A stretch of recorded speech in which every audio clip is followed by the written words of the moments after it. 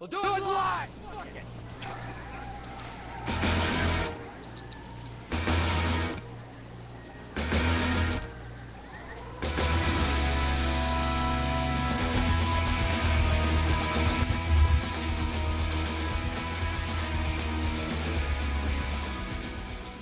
Hello and welcome to Secular Views Shethinkers, where secular girls geek out and justifiably rage about the week's news.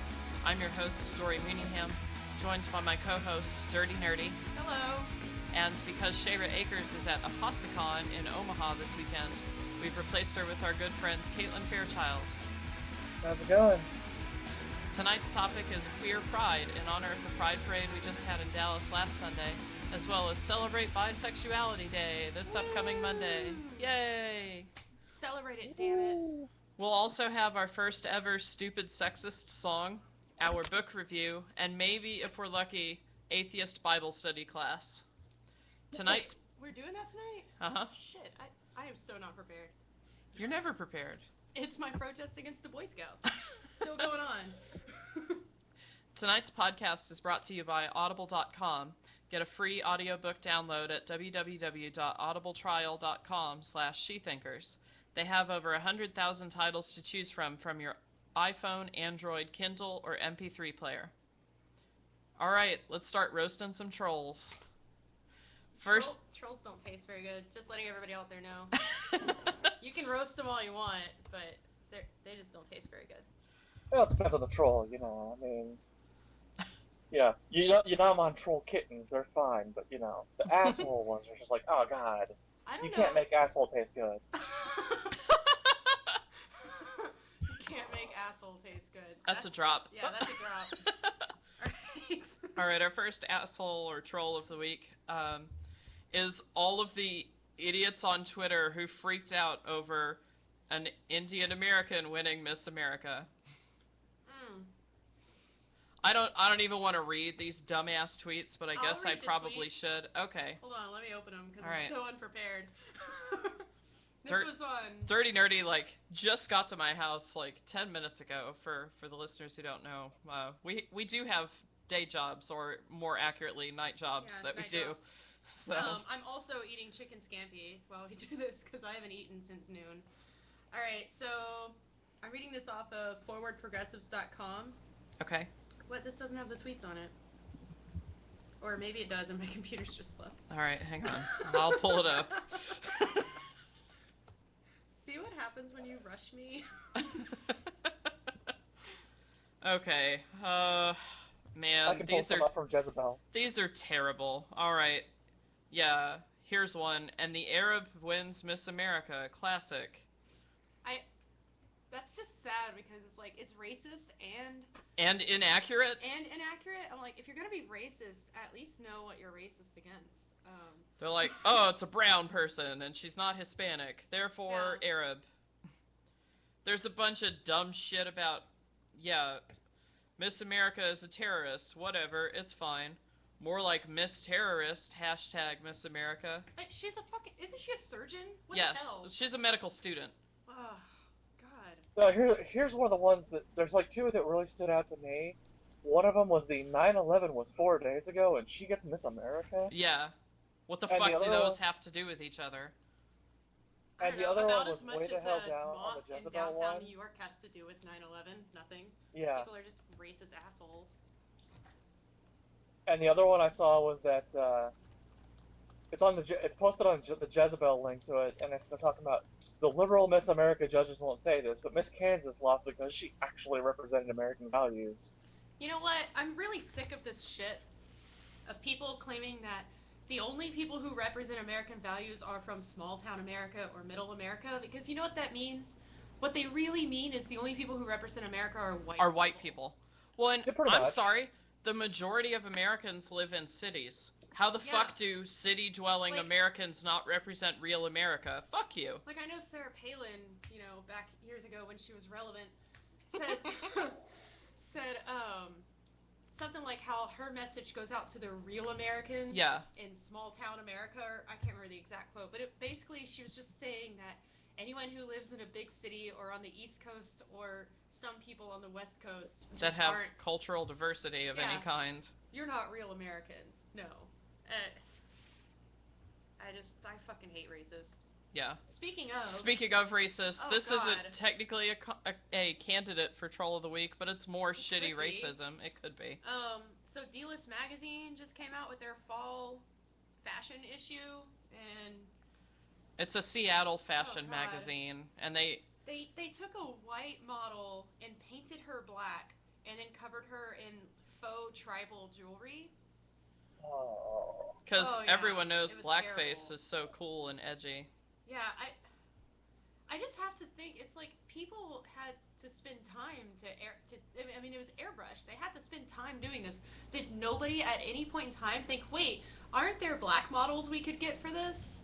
I mean, did that not cross anyone's mind? I'm just thinking it probably would be easier, and then we wouldn't have the what the fuck blackface model issue. I don't know. But it would still be racist then, because it's still a tribal issue. I was gonna say, and then you'd still have the racist issue with the faux tribal jewelry on top of it, but at least you wouldn't be. At least you wouldn't also have blackface on top of it.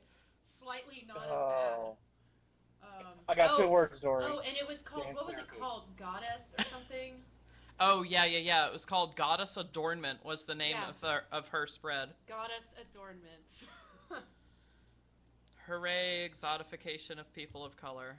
Not really. And then not even using people of color. Yeah. Fuck D-List.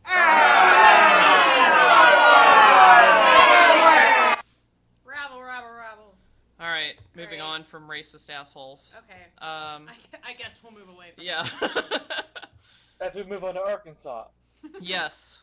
We're going to Arkansas, which is completely unrelated to... No, it's totally related to racist assholes. Yeah, oh god, this. For our listeners who may or may not know, I escaped from Arkansas almost 14 years ago. Make a documentary of your life and call it Escape from Arkansas. Yeah. So this story hit a little close to home. An Arkansas public school, specifically Pea Ridge Public School District, has kicked three of their students out of their school because they're suspected of having HIV. Oh god, and here's the thing. Not only is HIV status supposed to be confidential, you can't discriminate based on it. You can't discriminate based on it. They cannot force anybody to take an HIV test. They just can't. This is awful on so many levels. Well, and then they tried to use something from their handbook that talks about communicable diseases, which basically means it's not a communicable disease, so that completely falls apart. But it's the part of the handbook that says, like, hey, if your kid has lice, you can't bring them to school. But I have news for you, unless your elementary school year age children are fucking or sharing needles with one another, then they're not at risk for HIV, if these kids even have HIV. But one time I was arguing about gay marriage with my homophobic mom, and she said that if gays are allowed to get married, then she has a higher risk of getting AIDS or HIV because she's a teacher and she was spit on once by a student. And I'm like, if the student... Is she aware that the virus you can't catch the virus from spit? She's unaware of a lot of facts, so I assume that's why she's homophobic. Not only that, but if you think that you can only get HIV from gays, you are at higher risk for getting HIV. Because you're an uninformed dumbass. Not to call your mom a dumbass, I'm just saying. She is sometimes. I love my mom. Let me just say, I love my mom. She's wrong about a lot of things. But yeah, she can be a dumbass about some stuff. That is the nicest you will ever hear me be against a homophobe. And it's only because it's your mom. Came out of her. Yeah. I mean, if you're not somebody that birthed me, then no, fuck you. I will not tolerate that shit at all. Alright, these kids, they're starting so young now. They might as well be having sex in the womb for crying out loud. What? It's like the whole Republican thing. We just saw this, like 3 months ago here in Texas with or not even that long ago, the Wendy Davis thing, Mm-hmm. We're protecting the sanctity of life. until you're actually fucking alive. Yeah. And then we don't give it. And then we don't want anything to fucking deal with you. Then we're gonna cut food stamps to make you starve. And now we've got a disease that is only We usually communicable cover by the smaller sex. stories. And then we have children who are too young to actually have sex that we're worried about communicating a disease. Yep. Well, you know, you might catch the gay. And by the gay, I mean AIDS. And by AIDS, I actually mean HIV. But... And by that, I mean, no, it's not gonna happen. Yeah. No, it's the gay. It's the gay. The gay for everyone! Yep. Oh, we're gonna have fun when we get to our main topic tonight. Oh, yeah, we are. Alright. I'm gonna rip apart that stupid article. So those people are assholes. Who's Yeah. Next? The next is, oh god, this one. Oh my god. The fucking faux feminist who wants to shame. Wasn't I gonna write something about this? Oh god, Julie. Well, we're gonna rant about it here, so that's what we're dealing with. Alright, fine, I'll rant about it here. Julie fucking Bindle. That is her middle name, and not in the cool way. Nope, not like Amanda fucking Palmer. Yeah, not like that. Julie fuck you, Bindle. Alright, I'll deal with that. Yeah. Basically wrote an entire article in order to shame Muslim women for wearing the veil, or the niqab, or the burqa, whichever one they happen to wear. I cannot remember which one is which at this point. And it doesn't fucking matter, because you know what? Feminism is about allowing women choices, and if they choose to wear the veil, then they choose to wear the veil, and you can fuck off. And another thing, I don't know how many times I've heard white feminists bemoan the veil that Muslim women wear, but they don't say a fucking word about the shit that Jewish women wear, or the shit that Mennonite women wear. Yeah. They don't say anything about that. No, and that's why it's Islamophobia and not, you know, something else. It's because they don't direct it at other women whose religions dictate that they cover their head. Because there's plenty of religions that do that, not just Muslims. And not all Muslims cover their head. So it's just fucking ignorant bullshit. I'm going to limit your choices to teach you that limiting women's choices is wrong. How the fuck do you even logic, bro? Come on. I really don't even understand what the problem is. I mean, they could the whole backstory of this is that there is a Muslim woman who's having to give evidence at trial in the UK, I believe. I don't remember exactly where. Yeah. And they were telling her that she would have to remove the veil in order to testify, and she's like, well, I'm not removing my veil, fuck off. Yeah. I don't know. That's not an exact quote. It's similar to that. It's probably a little more eloquent than that. Probably. Maybe, but you know, I like to put words in people's mouths. That's what I do. It's part of not being prepared. But the judge decided to basically make a compromise. He said that she must take off her veil to give evidence, but she'll otherwise be allowed to wear it during the rest of the trial. And I still say fuck off. Yeah. There's no reason why she should have to take off the veil. Hell, they could just have her go and have her identity checked in the outside the courthouse before she gets here by another woman. In private by a female officer. I'm sure they have female officers of the court who could easily check her identity. That's what bailiffs are for, yeah. right? And there's really no reason for this. It's just, oh no, she's covering her face. And to me, forcing somebody to take off clothing is just as bad as forcing someone to wear that clothing. And if you're and I hate this just as much as I hate those stupid laws in France that are outlawing the veil and everything. I'm like, what the hell are you doing? All you're doing is there are people who justify these laws because they claim that these women are victims, but you're just victimizing the victim all over again. You're criminalizing her behavior.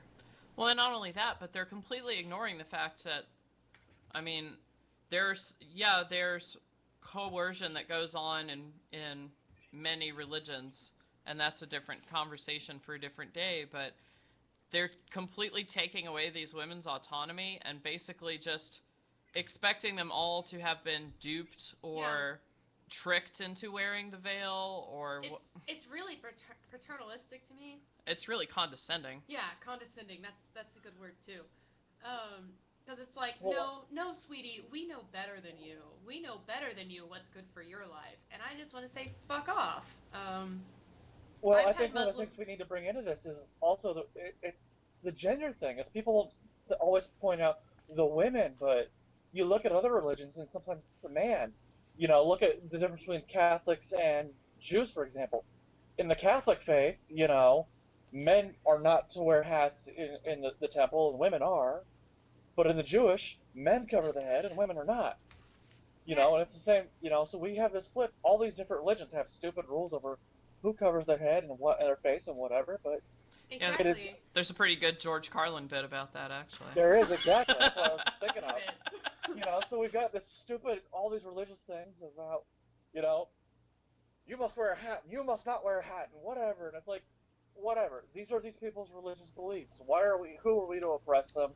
Who are we to say, you must do this, you must not do that, whatever. It reminds me of something that I read recently on the blog Lovejoy Feminism by Libby Ann. She wrote about, and she was specifically talking about the atheist community, but she basically wrote about how people will argue, they will adopt feminism in order to argue against women in patriarchal religions, but they're not willing to examine their own beliefs and whether or not they have some patriarchal beliefs. And she called it white knight atheism. It's pretty awesome. I love the term white knighting. Yeah. And it was prompted because some dude went into her comment section, and she talks a lot about Christian patriarchy. That's like half of her blog is devoted to that. More than half, actually. Most of it. And he basically came in saying, oh, I can't believe any women follow this, and if they'd actually read their Bible, understand it, blah, blah, blah. And I was like, that is the most condescending thing ever. Right. There are plenty of women who have read the Bible, and they just have a different interpretation, a different understanding. I still disagree with them, but I'm not going to be a condescending ass and just say that they don't understand their own beliefs. Yeah. That's bullshit. That's the problem with basing your beliefs on a fucking book. As books are interpreted. I mean, I spent years still being a Christian and trying to reconcile it with my feminism, and eventually I dropped Christianity, and it was sort of related to feminism, but not really. It was more related to, hey, none of this makes sense anymore, and there's no evidence for it, but whatever. It's not what we're talking about tonight. I'm gonna just drink more and eat more. You guys talk for a while. All right, our next troll is the state of Michigan. Let's see. Again. Yeah, well, What? If you're a fuck up once, you're likely to be a fuck up again. Isn't this the exact same state that was behind C.C. McDonald, or was that Wisconsin? I don't know. I'm too drunk to remember. So, attorneys for the state of Michigan have filed paperwork asserting that the state has a right to regulate sexual relationships. Basically, they're taking their their same-sex marriage ban that they, I'm sure, have built into their fucking constitution, because fucking obviously needs to be built into the Constitution. Here's the quotes that their governor said. One of the paramount purposes of marriage in Michigan and at least 37 other states that define marriage as a union between a man and a woman is and has always been to regulate sexual relationships between men and women so that the unique procreative capacity of such relationships benefits rather than harms society. I have some swinger friends who would disagree. Like, they're married, and the state still isn't regulating their sexual behavior. Right? Why are we including Iowa with this? Aren't they the state that just recently made it that same-sex marriage, or trying to even file for it, is like a class 6 felony? I think that hasn't gone through. There's just some jackass trying to make it go through. Yeah, well, I think that what they're trying to do is they're trying to make it even more so, and they're trying to put it into like the vote for in November. But wait, I thought this is. I mean, this is the thing is, every time they. We have the chat room saying thanks for the good sound, so I guess our sound is good this week. Yay! Dory and I spent like half the night Wednesday night working on the sound, so thank you. Yep. And the other half doing nails. Appreciate it. Yeah, the other half doing my nails. Because I won't sit still. But this is the tactic, and really I mean, the conservatives need to just fucking drop the whole gay marriage thing, because it's just going to get worse and worse for them. The first rule of being in a hole is to stop digging. But they're trying, they always try to set a double standard for why same-sex marriage should be illegal, but other-sex marriage shouldn't be. Because here's the thing, they bring up the whole procreation thing, but nobody's ever had to take a fertility test in order to get married. We don't... Actually, there were some... Oh, I think it was Maine at one point tried to do that, but it was slapped down by the courts. Same with people who are, past the age of being able to procreate. Yeah. We don't forbid menopausal women from being able to marry. So it's just a stupid double standard. There's the same thing happens when people bring up monogamy, when it's built into marriage. They're like, oh, the gays don't believe in monogamy, therefore they can't get married. But that's not a standard.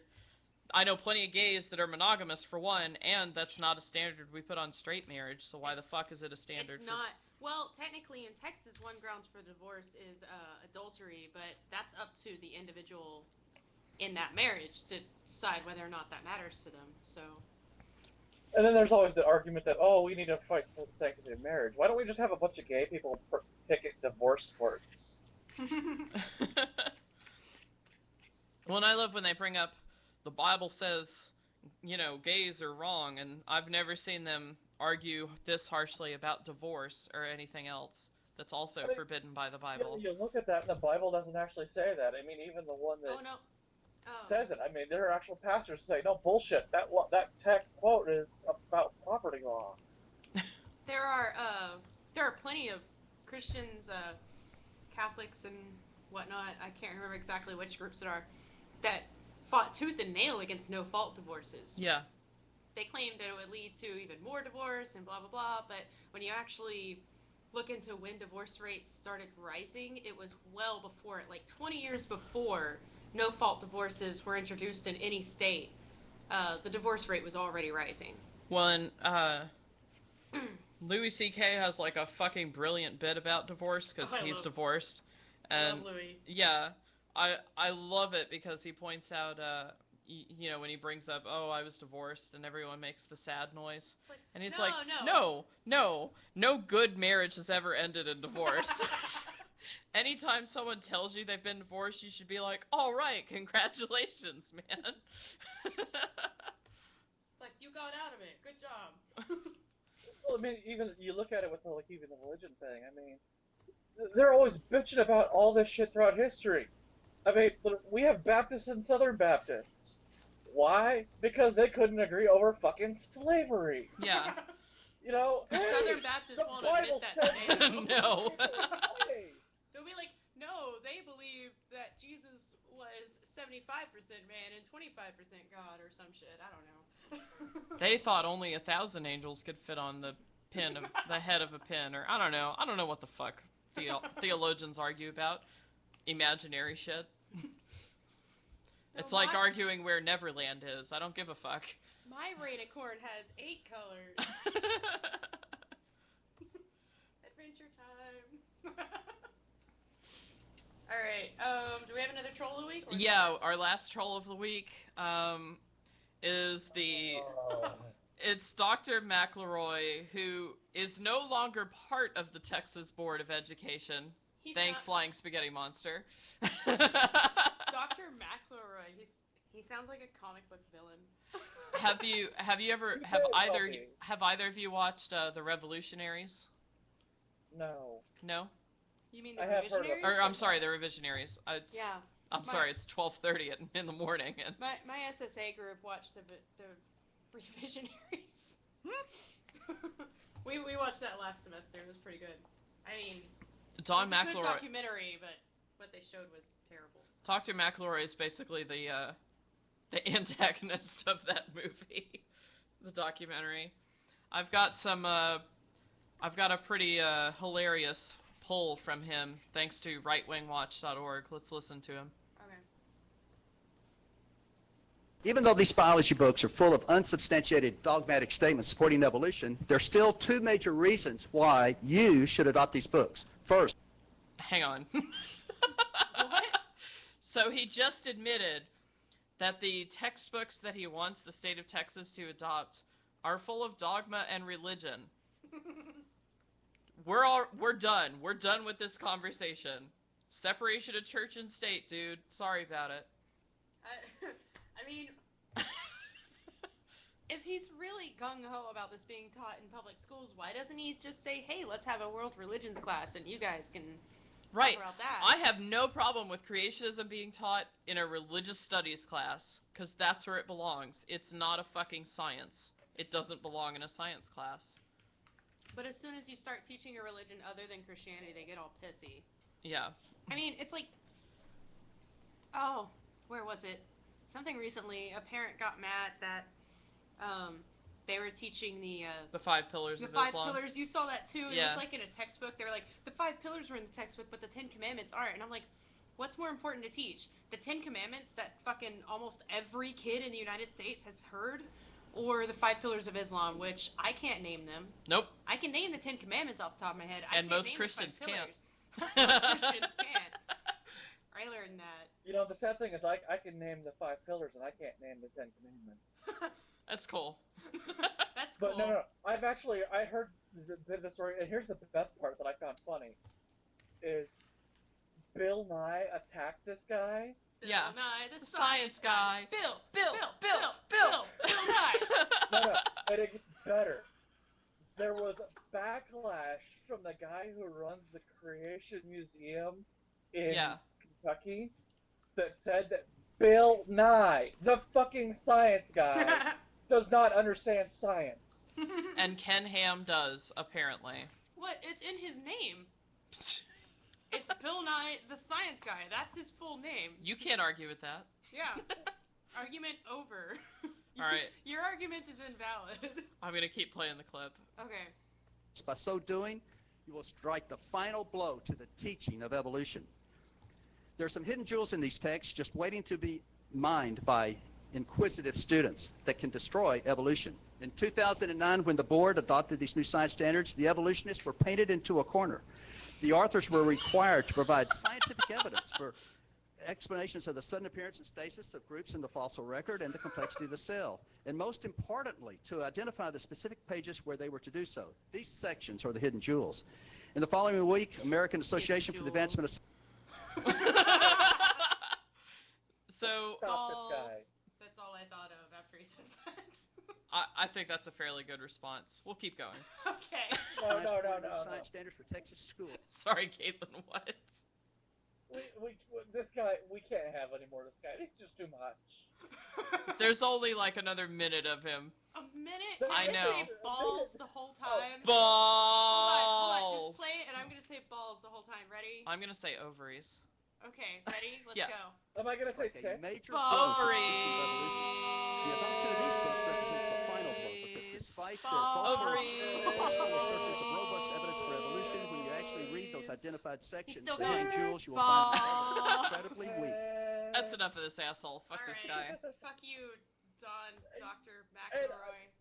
Alright, so who are we going to elect for our... Does Caitlin have How something to can say? people still deny evolution? Seriously, we saw literal evidence. We saw in a lab evolution recently. There is no question anymore. We need to have Caitlin rage against shit more often. I know. There's Caitlin, no question. It's like shit. It's done. It's scientifically proven. I'm pretty sure it was scientifically proven like 100 years ago. Right. Yeah, but like, you know how they're always like, no. It's not been proven in a lab. You can't do it. Well, we've proven it, bitches. We've seen bacteria evolve randomly in a lab. I just want to say, their face hasn't been proven in a lab, so they don't have faces.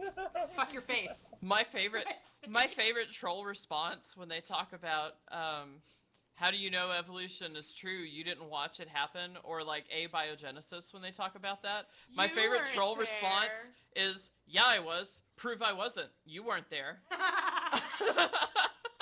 gonna steal that. Yeah, go ahead. And I just want to say, Caitlin, I apologize if I talk over you. I can't see the Google Hangout that you're on, and so I can't tell when you're about to say something. You couldn't see me anyway, because with the concussion, I have all my lights off anyway. I'm gonna say we've turned the cameras off, so it's all good. All right, so our candidates for Troll of the Week are. I heard a kitty. Yeah, Caitlin's got kitties. Kitties. Oh, sorry. Candidates for Troll of the Week. Okay, our candidates for Troll of the Week are racist assholes in general, I guess. D-list was part of the racist assholes, so whatever. They're racist included. Assholes. Arkansas. The whole fucking state of Arkansas. All of Arkansas.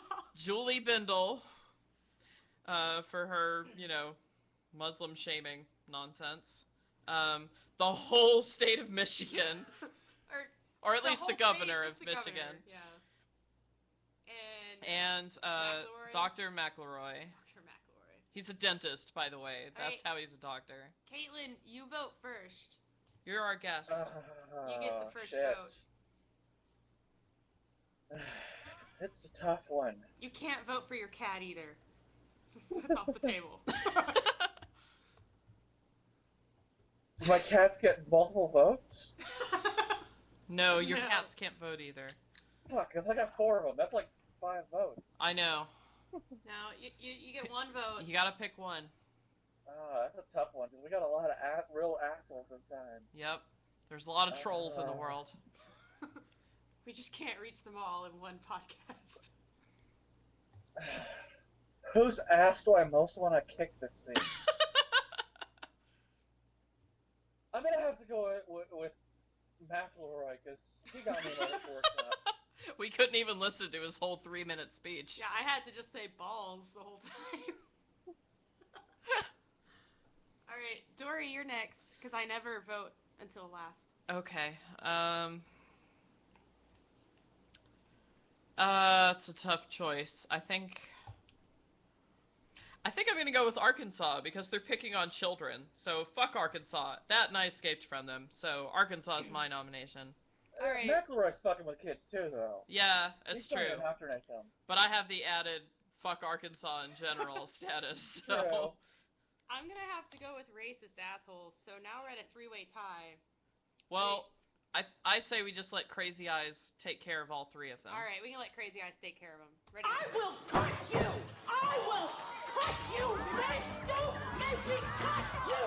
You know where the fuck you at, bitch! You don't know me! Thank you, Crazy Eyes. That took care of all 3 trolls of the week. And racist assholes, I mean, that's a lot of trolls all rolled up into one. Right. So she had to work hard there. Alright, boss of the week? If anyone can do it, it's Crazy Eyes. can.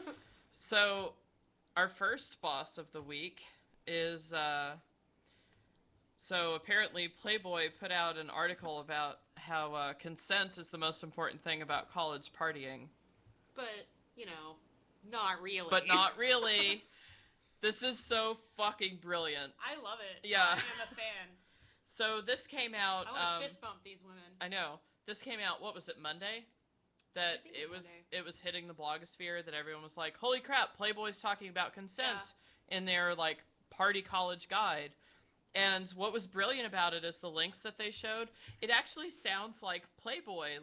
It's kind of douche bro-y, but it still talks about consent and how that's the most important thing when it comes to sexual pleasure for everybody. It's and talk about consent, but be a douche bro while you do it, and that's Playboy right there. yeah, which I'm down for. If you gotta be a Yeah. douche bro and talk about consent, I don't give a shit as long as you're talking about consent. I mean, if that gets all the other douche bros to talk about consent and take it seriously, then I'm all for it. on this picture here, it says party foul, and the caption is rape is only a good time if you're a rapist. Party on. Consent is a good time for everyone. That's pretty awesome. Yeah. So, the people who actually conducted this, which has kind of made Playboy look like assholes, because... Yeah, because they had to come out and say, no, we weren't advocating for consent. If your company has to come out and say, hey, that wasn't us advocating for consent, and you don't follow that up with, but we do anyway. But we do now. That should be how you follow up this story. Yeah. Who was it? It was the. Her name is Dasha Burns, and she's with. Hang on, I'm trying to find the organization she's with. I think it's called Force. Yeah. What do you remember? What Force stands for? No, I do not. Hang on. Force. Upsetting Rape Culture is the name of their organization. And what's interesting is they actually did this the year before with Victoria's Secret, and it was called Pink Loves Consent. I didn't see that one, but man, the Playboy one was like all over. No, I remember seeing the Victoria's Secret one. I didn't see that one. But to me, the Playboy one is even more brilliant because again, like it was consent marketed in a douche bro kind of way, which proves that you can market consent to anybody as long as you're committed to doing it. Yeah, and what's the really funny thing was that earlier in the week we just had Playboy down. We didn't even realize that it was satire. Yeah. So like Wednesday, and I had said, "Hey, Tori, that was fake." But this group is awesome, so let's talk about them. Yeah. So Dasha Burns is pretty fucking badass, and so is Force, who she works for. So that's just like, I'm at a loss for words about how fucking awesome that is. You know, they also have Force also has another project called the Monument Project. They basically install temporary monuments to rape survivors at the National Mall. One of the installations said, "I can't forget it happened, but no one else remembers," in huge red letters. So, yeah, let's support Force. They're doing awesome work. All right, who's next? Bob Dole. Yeah, well, Bob Dole is actually the boss this week because he basically got onto his own party about stop playing politics with hunger. So we are talking about the food stamps thing, Dirty Nerdy. Are. Yeah. Yay. You gotta respect when somebody who's been in the game for as long as somebody like Bob Dole has, who basically shames his whole party for. I mean, not only are they trying to slash food stamps, which is a fairly insignificant part of our economy when you look at like how much we spend on other shit, but then they're also trying to hold the government hostage to try to get rid of Obamacare. So I don't have a whole lot of love for the Republican Party right now. Not that I ever do, but I have even less love for them now than I did before. But he's got a brilliant quote here that I just want to read. If Congress lets this bill fall victim to the misguided and detrimental partisan politics we face today, the results for... Yeah, I'm just excited to talk about queer rights later. Anyway, the results for families and children challenged with hunger will be severe. In a country struggling to emerge from the worst economic recession since the Depression, this is no time to play politics with hunger. Awesome. Thanks, Bob Dole. I'm sorry, I was distracted while you were talking about that because a homophobe on Facebook just told, I believe she's speaking to one of my black friends, she called them a bigot and then basically said they're, implied that they're part of the KKK, and I'm like, what? The person arguing for marriage equality is a bigot? And also this is a black person. No, that sounds really rude and terrible, and she's an awful person. You just don't understand how far the Christian oppression myth goes. I was just like, I had to say something. I'm just like, did you just imply that a black person was part of KKK? I'm fairly certain that they're not allowed to join. I think they have membership restrictions that don't let that happen. I think your white hood and robe is ready to pick up from the cleaners. Oh, God. Because she supports gay marriage? I guess so. I don't know if she was specifically talking to that friend, but it's on his page. And she may have just been talking to people who, are arguing for marriage equality. Yeah. Oh. Well, next... I'm sorry for distracting everybody. The sad thing is they actually have multiple colored different things for different groups. Like, they got pink ones for gay people and yellow ones for Jews and stuff like that. God. All right, I have a friend, a gay guy. The KKK is accessorizing. This is terrible. All right, I'm steering us back in the direction of the bosses of the week. Bosses of the week. Let's go. The next one, I don't know I don't know how I feel about this one, but one of our listeners submitted it to us, so I figured it. I don't know. I'll just read it to you. So, public masturbation is now legal in Sweden as long as you're not masturbating at someone. So if I'm just passively masturbating. Like, if you're just lying on the beach and you're, like, going at it, that's fine. But if you're, like, being a creeper and, like, masturbating at someone... How is that legally defined? And that's my hang-up about it. Like, on the one hand, yeah, I don't think you should shame masturbation. But on the other hand, like, I've had a creepy dude, like, whip out his dick and jerk off while I was waiting for the bus stop. Like, who does so that? who knows? Like, I don't know how they operationalized how somebody is masturbating at someone and how they're not masturbating. I don't know someone. either, but the picture on this story is hilarious. It's a guy unzipping his pants, and the caption says, "This man is not pointed at anyone." So it's kind of sexy looking too. Yay for not shaming masturbation, but also a little bit of boo because that sounds really unclear. I'm gonna say, yeah, and it kind of opens up the window for violate-y kind of things. So I don't know where to classify this one, but I don't think this is winning boss of the week. I'll put it that way. Yeah, I don't think it is either. But how does that even work with women specifically? Like, I can see with a guy and pointing and all that. How do they factor this in with women? Like, it's if not he aims at a woman? Is she just gonna, like, aim her pelvis at someone? I'm aiming my pelvis at you. I don't know. I don't know how that works. No, that's later. Maybe. Maybe if she's, like, rubbing her nipples or something at somebody. Now I know why you didn't want me coming down there tonight. It's not like we haven't done it with an audience before. Just saying. Getting too personal now. Anyway. Okay. Next, two more bosses. So, everyone remembers the Messiah judge from Tennessee, right? There's this crazy judge who basically decided that this woman couldn't name her son Messiah because she thinks only Jesus should be named Messiah. Well, that's been overturned thanks to the Fellowship or the Freedom from Religion Foundation and other people on her behalf. Yeah. So I've got a little quote from the mom here, which I think is kind of fun. "I never intended on naming my son Messiah because it means God, and I didn't think a judge could make me change my baby's name because of her religious beliefs." Well, good job. You were right. She can't make you change your baby's name. Congratulations. I just want to know if she's gonna call him Messi for short. I would. Messi. Messi, get over here. Get over here, Messi. That's adorable. I like it. So wait, the child didn't end up being named Messiah? Yes. Yes. The child was already named Messiah, and the parents went into court because they couldn't agree on what last name to give the child. I mean.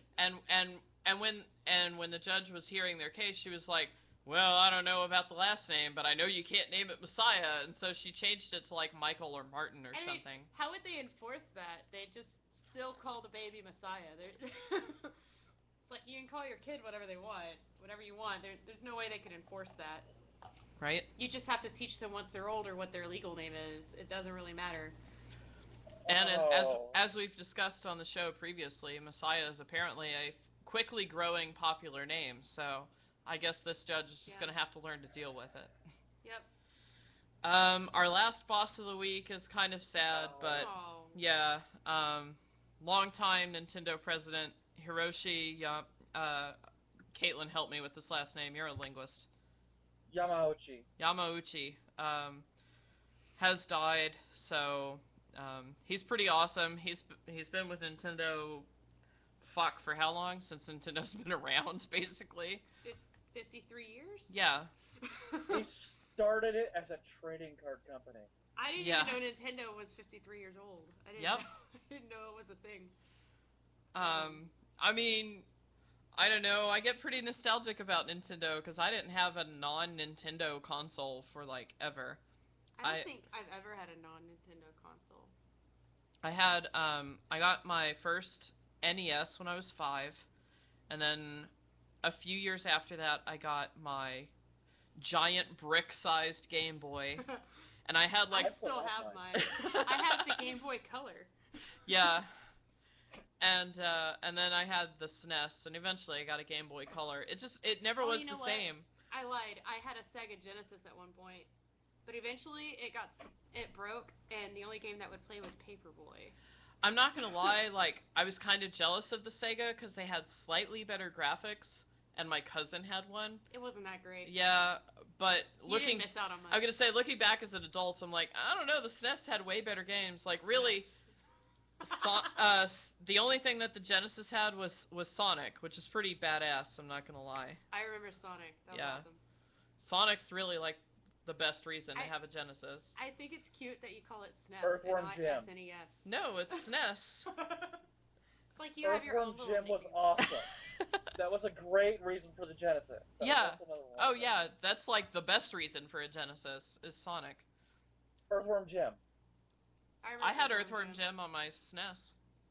I don't remember being on SNES, but I'm whatever. pretty sure we did, But yeah, too. SNES was better. I have all the NESs to modern day, except for the Wii U yet. I don't have the Wii U yet. I haven't had a game console since I was like a sophomore in high school, because that's when my sister moved out and she took her game console with her.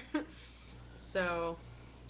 But I have to hand it to Nintendo. Like, even when the PlayStation and Xboxes kind of entered the sphere, I feel like Nintendo just kind of committed to, hey, we need to make video games fun for kids and families, because not only, you know, I feel like the Xbox and PlayStation kind of market towards dude bros, and then anybody else just kind of falls into the cracks. And I own an Xbox, and I like a lot of the mainstay games that come with Xbox, but I just really love Nintendo because they're like, hey, lots of people play video games, not just 18 to 29-year-old white males, you know. Well, that's one of the things is, you know, the PlayStation, you know, Sony and Microsoft spend tons of money putting in the hardware and all that shit, and then they forget it's not the hardware that makes the system, it's the software. Well, and it's the gameplay that really matters. It's not exactly. Yeah. Well, okay. The Wii, the gameplay really sucks a lot of times on the Wii. I'm not gonna lie. The motion controller shit gets wonky sometimes, but the thing is, Microsoft and Sony get so caught up in the hardware and we gotta make this, you know, the best console, it's the console war, blah blah blah, and they get caught up in that. Whereas Nintendo's just like, fuck it, we want to make this fun. Yeah. We know that what the customers want is the game, and so you look at like the new generation coming out, and you know, Microsoft and Sony are like, we're gonna put all this shit in here, Netflix and internet and all that, and then you the got the smart creepiness TVs of the that all new do all the Xbox. same shit already. You have these, you know, consoles that you have to hook up into a TV, and the TV already does all the same shit nowadays. Yeah. Whereas the Wii U is just like, fuck it, I'm just gonna play games. Alright, so for Boss of the Week, we got Force, Bob Dole, Public Masturbation in Sweden, the Judge... Freedom from Religion Foundation. Yeah, the Freedom from Religion Foundation, and Hiroshi Yamauchi. So, Dory, you vote first this time.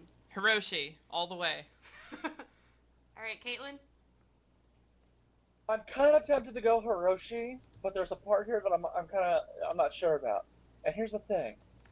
I'm looking at the article here on CNN. Yeah. And part of the tag said, like, the actual, like, link is Yamauchi Nintendo Orbit, and then I looked through the article. Like, the link is making me think, like, they put his body in orbit. I'm like, hell yes! And then they That's mention fucking that epic. What? But they don't say anything about that in the article, and I'm like, if they've sent his body in orbit, that is definitely Boss of the Week material. I don't think they did that.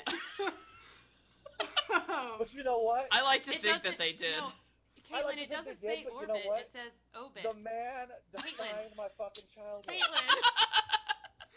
It doesn't say orbit, it says obit. Obituary. Oh, whatever. I got a fucking concussion.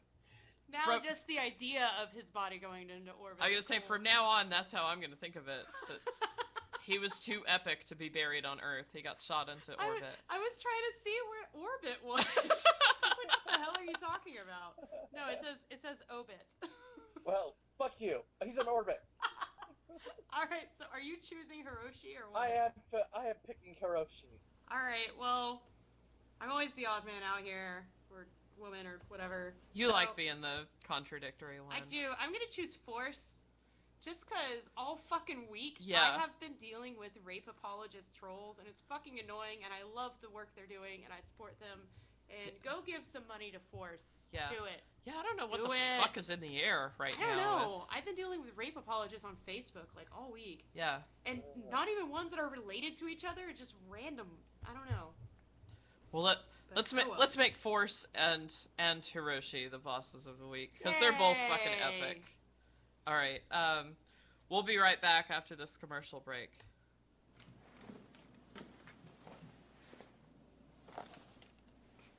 Maybe. Mr. Sandberg, thanks for coming to your performance review. No problem. So you're in charge around here, is that fair to say? Absolutely. I'm the boss. Okay, so take us through a day in the life of the boss. Well, the first thing I do is talk to corporate, approve memos, lead a workshop, remember birthdays, direct workflow, my own bathroom, micromanage, promote synergy, hit on Deborah, get rejected, swallow sadness, send some faxes, call a sex line, cry deeply, demand a refund, eat a bagel, harassment lawsuit, no promotion, fifth of vodka, shit on Deborah's desk, buy a gun, in my mouth.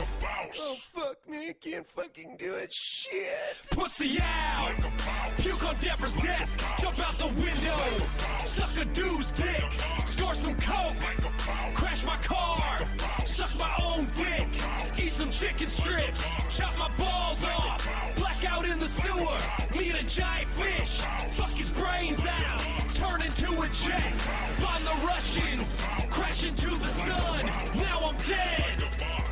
Uh-huh. So that's an average day for you then? No doubt. You chop your balls off and die. Hell yeah.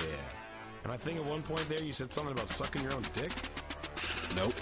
Actually, I'm pretty sure you did. Nah, that ain't me.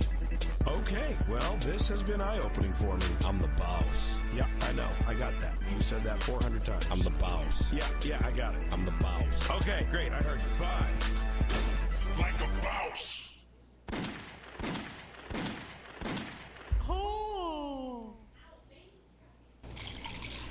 This podcast is brought to you by Audible.com, offering a free 30-day trial for you, the listeners of Shethinkers. To check out their service and download a free book of your choice, this week we personally recommend Let's Explore Diabetes with Owls, written and narrated by David Sedaris. Not only is he a gay man, but he's hysterically funny, and he's one of my favorite authors of all time. To download your free audiobook today, go to www.audibletrial.com/shethinkers. Again, that's audibletrial.com/shethinkers for any free audiobook of your choice. All right, we're back. Dirty Nerdy is fighting with my puppy, apparently. No, I had to get... Baby got out of the bedroom and they were attacking each other. Oh, so she's mediating between my pussy and puppy. That's for later. Man, I had to run up the stairs. Now I'm out of breath. Caitlin, are you still with us? No, I'm asleep. Also, my stomach hurts because I ate the chicken scampi too fast. All right, so we have a new segment that we'd like to try out on the show. This was a suggestion by Shayra, and I'm kind of sad that she won't be here for it. Sad face. I hope she's listening in Omaha. I hope so too. So we have for you tonight. We're gonna listen to a stupid sexist song, and we're just gonna make fun of it for like 5 minutes. Okay. This is "Dirty Little Girl" by Burn Halo. If Caitlin, I know you're not here, so if you ever want me to stop, just yell pause, and we'll make fun of whatever lyrics they're going. I'm looking up the lyrics right now. Okay. Here, put it in the Hangout so I can just pause it myself. I don't know about that. I'm too drunk to do that right now. You're just gonna have to let me know. All right, Damn everybody. You people, and you're able to drink.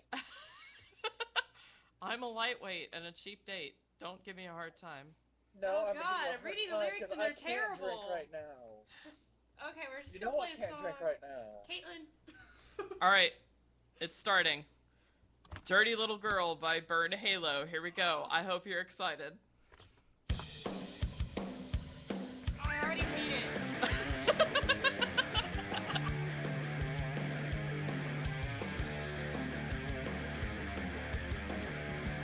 The lyrics haven't even started. How can you hate it? Because I'm reading the lyrics. Damn it, you're cheating. I wouldn't know what they're saying.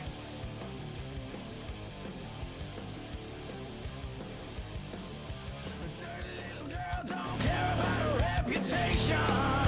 Ah! So already we're starting off bad. We've got, what, 7 words and it's already started with slut shaming? Yep. Yes! That's all this fucking song is! Oh.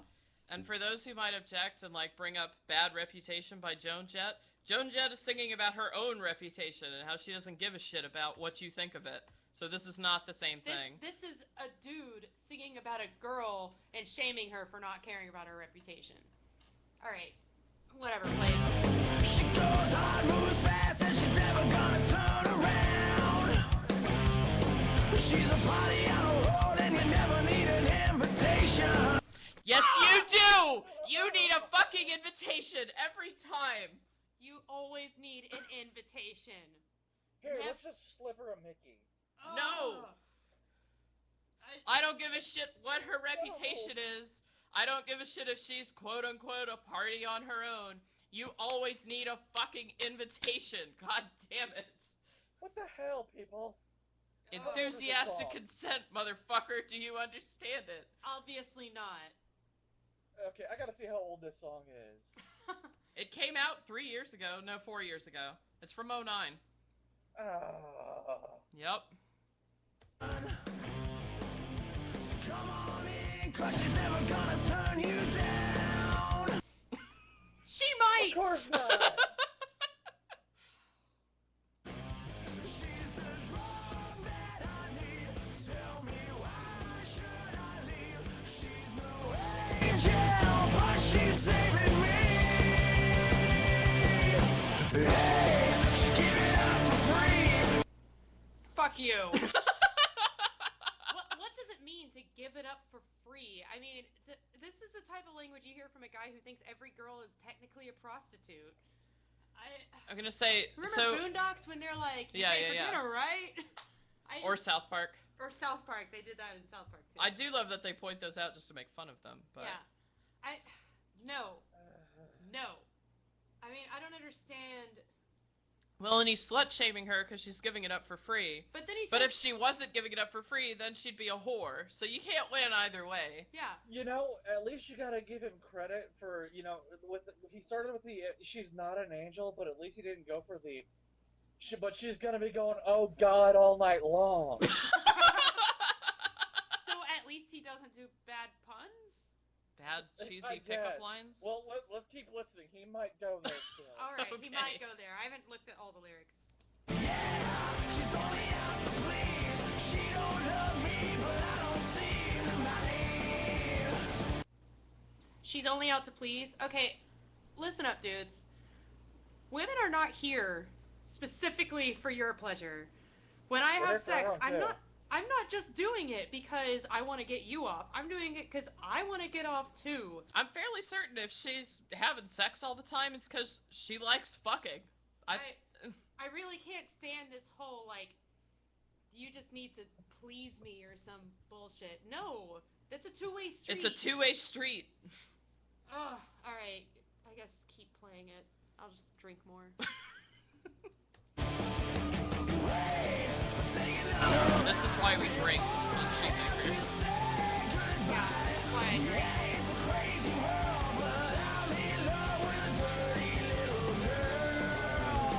Stop fetishizing small girls. Right. Please, just stop doing it. Stop fetishizing children. I don't care if in his mind Dirty Little Girl is actually referencing a 20-year-old woman.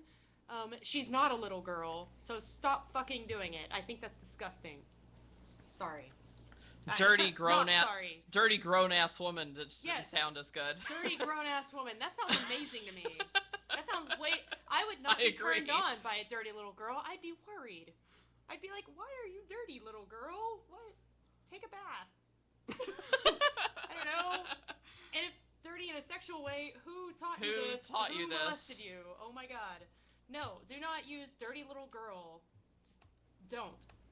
Unless it's like role playing or something, and then that's different. That's different, but this isn't role playing. He's just No. calling her a dirty little girl. I hate that.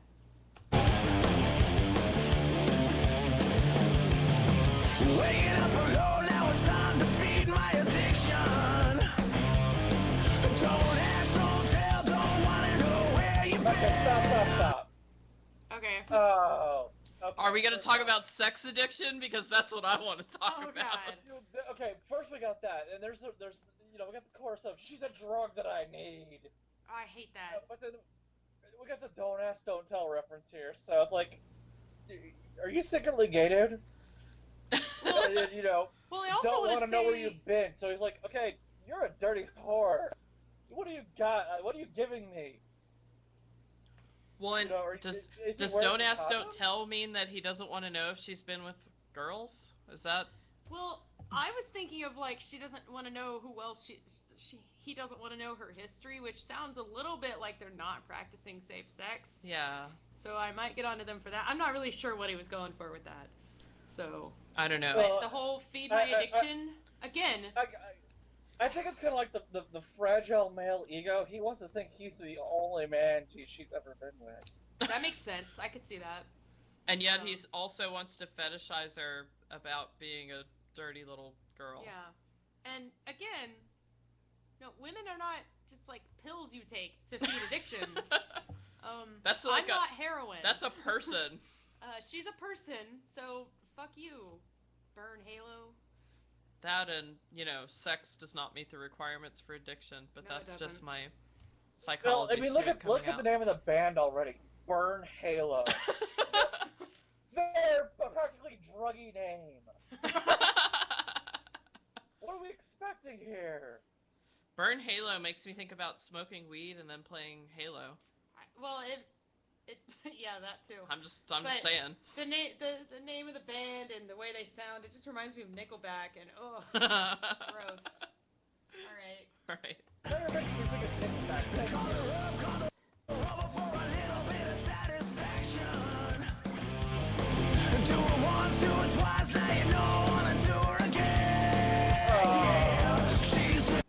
I find it hard to believe that he's able to do it 3 times in a row.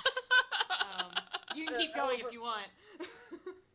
And we're perpetuating the bullshit stereotype of men as just totally sex addicted, which again, the whole sex addiction thing. But I gotta Men go. can't I gotta control go, I gotta themselves go. and all that Yeah. nonsense. I don't know. I still find it hard to believe that he's able to do it 3 times in a row. But Yeah, if you want to do it 3 times in a row, then you need to hook up with another girl. yeah. I find it hard to believe he can go for more than 3 minutes. I don't think this song is more than 3 minutes.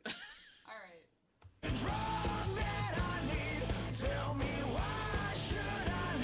She's no angel, but she's saving me. Hey, she can't Oh good, it's our favorite lyrics again.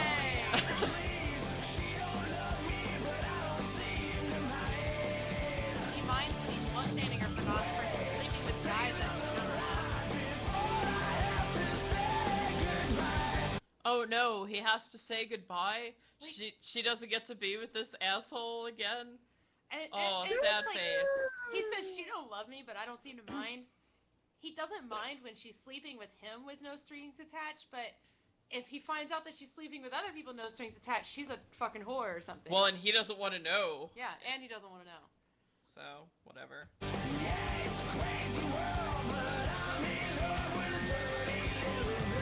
A dirty, grown-ass woman. Dirty grown-ass woman.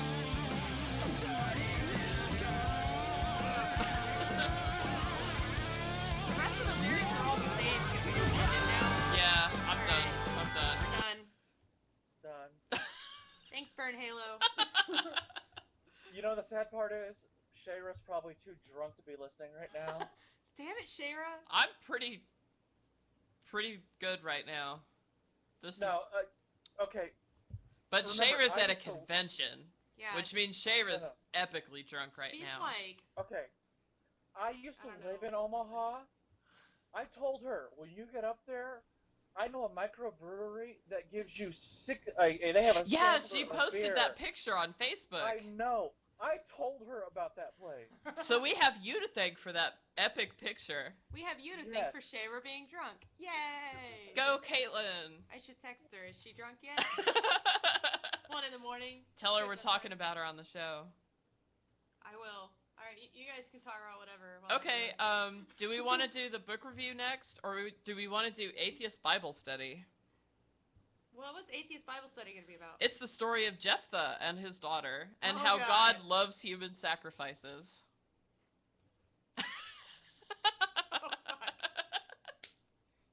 The book review, just so we can decide which one we want to do next, is The Bisexual's Guide to the Universe, Quips, Tips, and Lists for Those Who Go Both Ways by Michael Szymanski. Michael I gotta get this damn Szymanski. book. Szymanski, sorry. Szymanski. I'm a little too drunk to read Polish last names. Szymanski. His name goes both ways. we can do the bisexual, the book review thing first. You think? Fuck, I left the book downstairs. Alright, I guess we're doing the Bible study first. I then. guess so. You're familiar with the story of Jephthah, Am right? We talked about it not that long ago. Yeah, but you know me. I just. I know you pull don't like to stuff be out of my prepared ass. and shit. I never like being prepared. I'm looking it up. I I'm included gonna look it it on up the in notes. Skeptic's Annotated Bible. Actually. I included that in our notes actually, Damn it. because we love Skeptic's Annotated I Bible. spelled it Jephthah. Jephthah. All right, I'm gonna go grab our book. Okay, you go ahead. If I can make it down the stairs. All right. So the story of Jephthah is found in Judges 11. Now Jephthah, the Gileadite, was a mighty man of valor, and he was the son of an harlot, and Gilead begat Jephthah. Basically, Jephthah lived in the land of Tob, and it came to pass in process of time that the children of Ammon made war against Israel. And it was so that when the children of Ammon made war against Israel, God, Bible, come on, be written better. The elders of Gilead went to fetch Jephthah out of the land of Tob. And they told him that they basically said, hey, you need to come fight with us. And Jephthah said unto the elders, did not you hate me and expel me out of my father's house? And why are ye, I think this is King James Version, Yeah. come I unto think me now when ye are in distress. I can't even say that. Wow, they argue about it for a while, it looks like. So for those who aren't It's familiar 40 with fucking verses. those who aren't familiar with the story of Jephthah, this is actually the whole chapter. It's Judges chapter 11 is the whole It is story the whole of Jephthah. chapter. I don't want to say it all the way. Yeah, fuck that. This isn't a Christian show. We don't have to read the whole damn Jephthah Bible. ends up making a deal with God. He says, hey God, if you help me kill all these people, then I will make a sacrifice of the first thing that comes out of my house when I return. Oh, here's the verse. Judges 11:30 through 31. And Jephthah vowed a vow unto the Lord. I don't know what else you're going to vow other than a vow. Well, he did it. He did it. Good job, Jephthah. And said, if thou shalt without fail deliver the children of Ammon into mine hands, then it shall be that whatsoever cometh forth of the doors of my house to meet me when I return in peace from the children of Ammon shall surely be the Lord's, and I will offer it up for a burnt offering. So not only does God help Jephthah slaughter a whole group of people. Yeah, it says, with a great slaughter. A He great smoked slaughter. them. 20 Damn. cities. Too bad they didn't have iron chariots. Yeah. That's a drop. Come on. No, I'm kidding. All right. I'm sorry, did you? Yeah, that's what I was going for. And Jephthah came to Mizpah unto his house, and behold, his daughter came out to meet him with timbrels and with dances. So his fucking child, his only child, comes out smiling and dancing and celebrating that he's home, and he rent his clothes and said, "Alas, my daughter, thou hast brought me very low, and thou art one of them that trouble me. So For I have opened my mouth unto the Lord, and I cannot go back." I like to picture Jetha as played by William Shatner, just because of the whole God, like ripping the shirt. Yes. William Jetha as William Shatner. Wait, no, it's William Shatner. The other way around. William Shatner only ever plays himself. Doesn't matter what the fucking. But this time, if he played Jetha, you get to see William Shatner trying to say ye and thou, which would be hilarious. So yeah, so this whole story starts out somewhat similar to the story of Abraham, which is usually like the go-to of God's a fucked up person, because even just like having somebody start to sacrifice their child and then going, JK, you don't actually need to do that, is already fucked up, because nobody ever talks about what happened to Abraham's son and how fucked up and traumatic that was for him. Yeah, I mean, it's not like he didn't understand what the ritual of sacrifice was. He's, by this point in, what was Abraham's son's name? Isaac. I kept wanting to say Joseph, but I knew that wasn't right. It's not like Isaac had never seen an animal sacrifice before. He fucking knew what was happening. I mean, Abraham couldn't suddenly be like, no, that's not what I was doing. No. I was just lighting a fire. Yeah, just lighting a fire. That I was going to throw you on. And getting out a knife and tying you up. And it says even now, like, she basically just gives herself up and says, well, if you've told the Lord this is what you're going to do, then I guess I'll do it. And the supposedly merciful thing that happens with the story of Jephthah's daughter, she doesn't even have a fucking name, which is fairly typical in the Bible. Women usually don't get names; they just get titles attached to whatever man owns them, basically. She gets 2 months to wander around and bemoan the fact that she's going to die a virgin. Yeah. That's the merciful thing that happens in this story. And then she returned to her father, who did with her according to his vow which he had vowed. Again, terrible writing. God. Yeah. Biblical writers. Come on, God, you can do better than this. Now, there's some apologists out there who try to argue about this story, because this is like one of the worst stories in the Bible. Because whenever you bring up the fact that, you know, God basically has bloodlust and loves to deal with human sacrifices, and well, I don't know how Christianity can get away from that, since, you know, it's built on a human sacrifice. It's built on a human sacrifice. Or, I'm sorry, a deity sacrifice. Ooh. Half deicide, half No, it's 100% both, because they don't understand math. Otherwise, they'd believe in evolution. But, sorry. Yeah, hang on, let me find the exact phrase where... where he makes his vow. I shall without fail deliver the children of Ammon into my hands, then it shall be, whatever comes forth from my house to meet me, when I return in peace from the children of Ammon, shall surely be the Lord's, and I will offer it up as a burnt offering. And then down here, it says that he followed it according to the vow he had already made with God. So there's Christians who try to claim that, oh, well, the sacrifice that Jephthah's daughter had to make is that she never got married and she never had children. Yeah, but that's not the vow that Jephthah made. He made the vow to burn his daughter.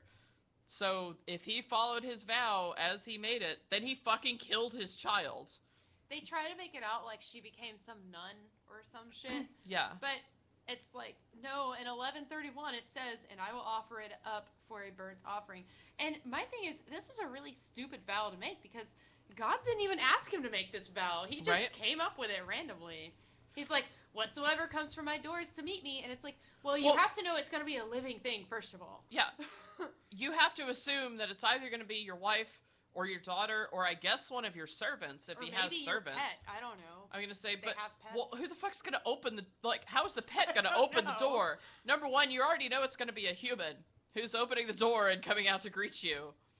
So I guess he was like, had his fingers crossed for a servant, which is quote for slave. They had doors back there. Maybe it's just an empty hole in the wall, but again, this is we're burning something alive here. Caitlin, I'm pretty sure they had doors.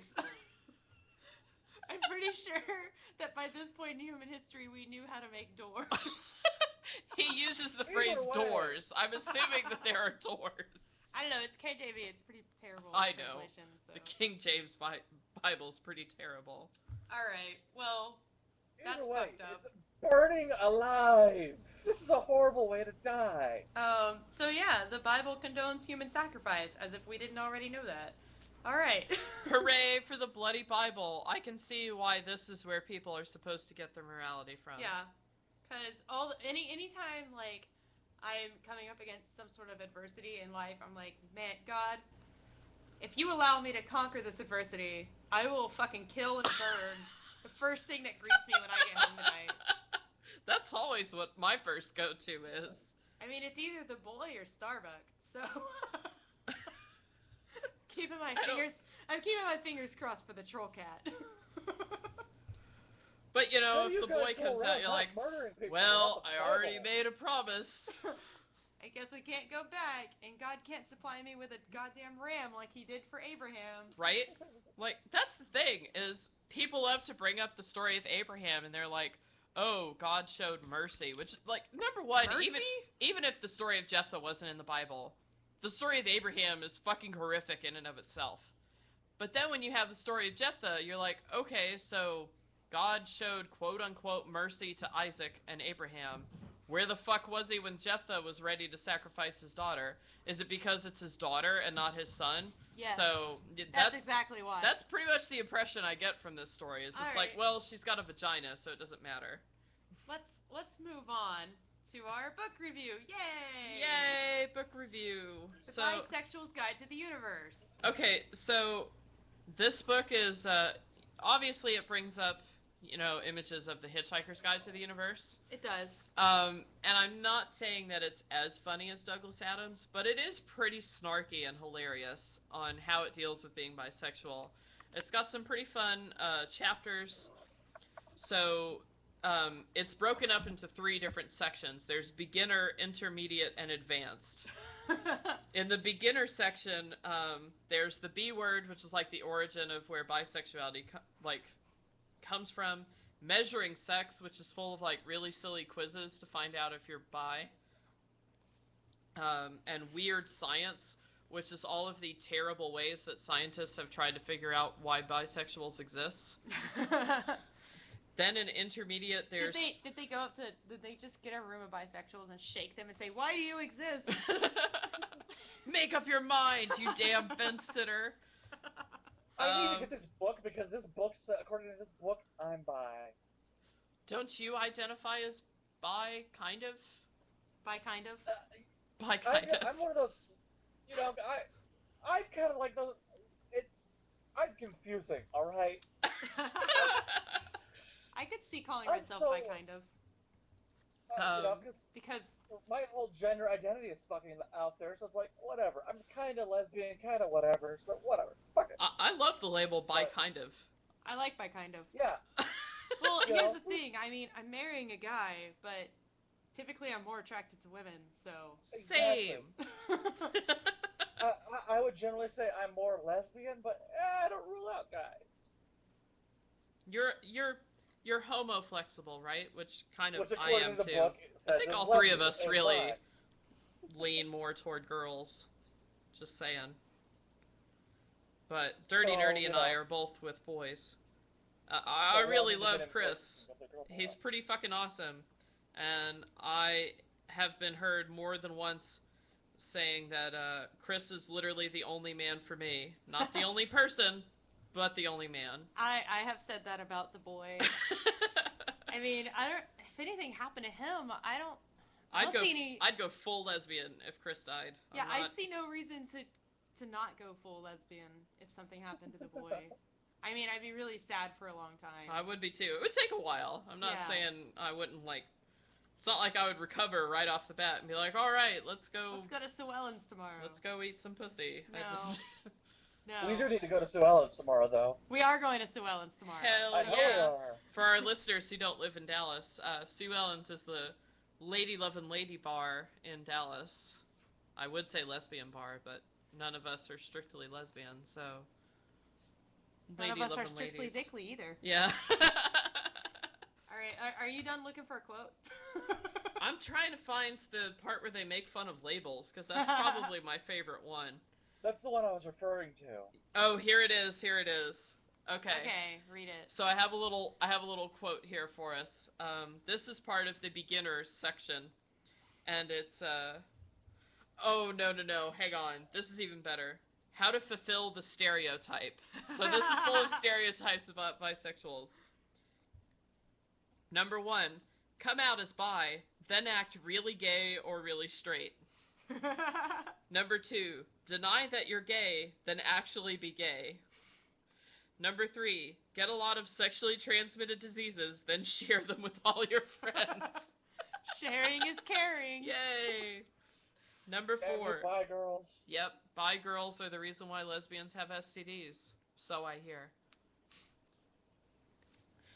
Number 4, cheat on your partner every chance you get.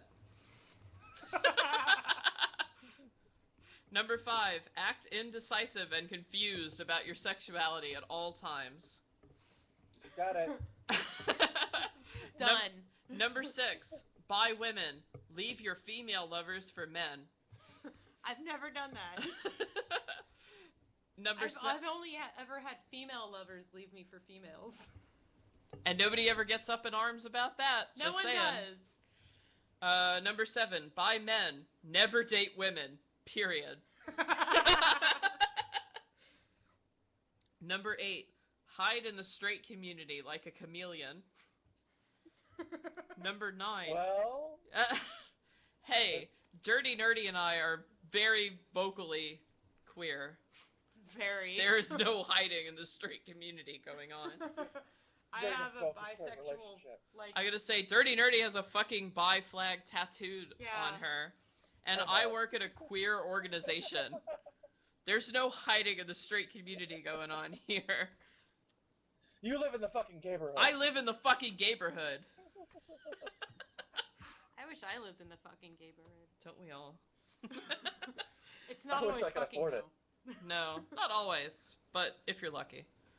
Number 9, camp it up in a gay bar on weeknights and then go home to your straight spouse. Oh god, that's me. Oh, damn it. Oh, I did that. I hate fulfilling stereotypes. Number 10, tell all your friends that homophobia applies only to gay people and never hurts you. What? Fuck that. Fuck that noise. I don't say that. Number 11, look at your watch halfway through sex with your partner and say you're yearning for the other sex. I have never done that. No. No, but I have done that whenever you're Who wears a watch when they're having sex? How old is this book? And finally... No, I meant who wears a watch at ever? all? Who wears a watch? I don't know. Alright, and the last one, number 12, sleep with everybody and record it all on your blog and live streaming webcam. Yes.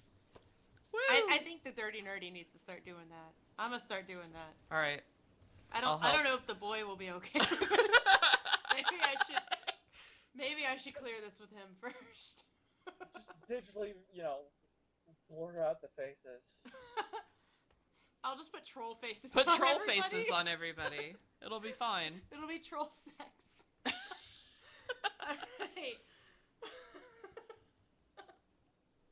Alright. Alright. So, yeah, that's the Bisexual's Guide to the Universe. It's really fucking funny, and you should pick it up.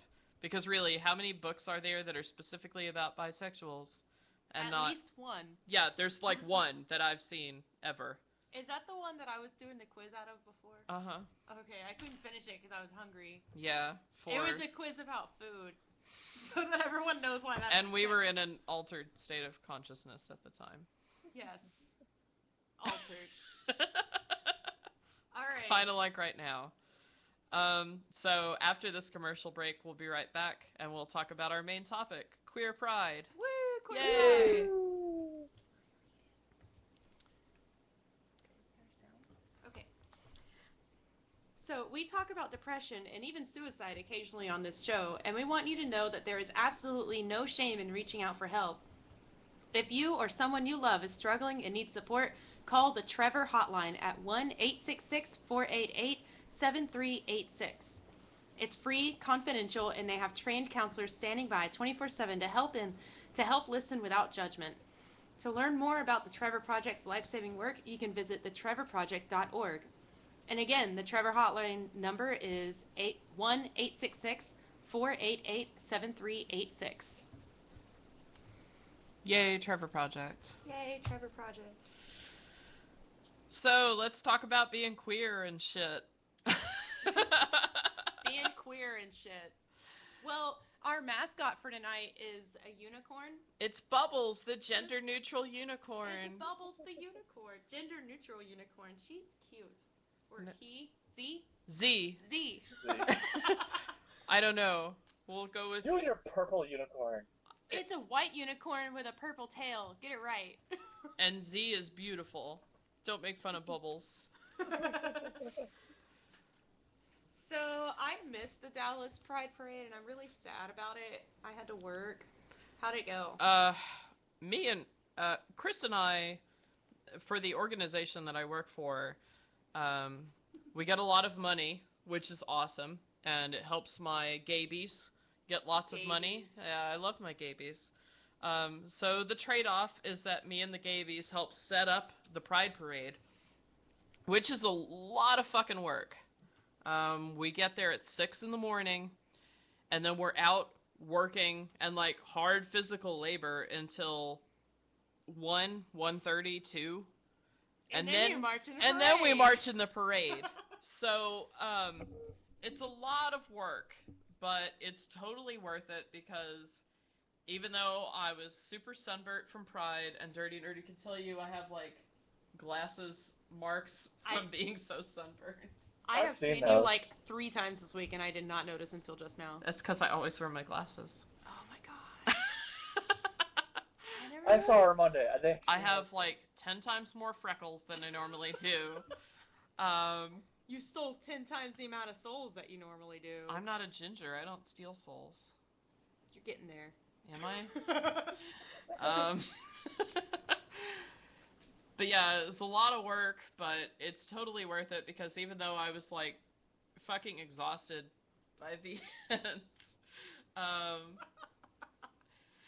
you know, it's still awesome to just see 2 miles of street that's just fucking packed with either queer people or allies who are super excited to be there with queer people.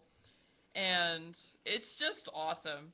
And the whole worry about the dress code that we talked about last week was like a non-issue, just like I said it would be. There were still men dancing around in their underwear. There were still damn near naked people out there, just like there should be for Pride. Just as God intended. So it was a blast. I assume God established Pride Week, right?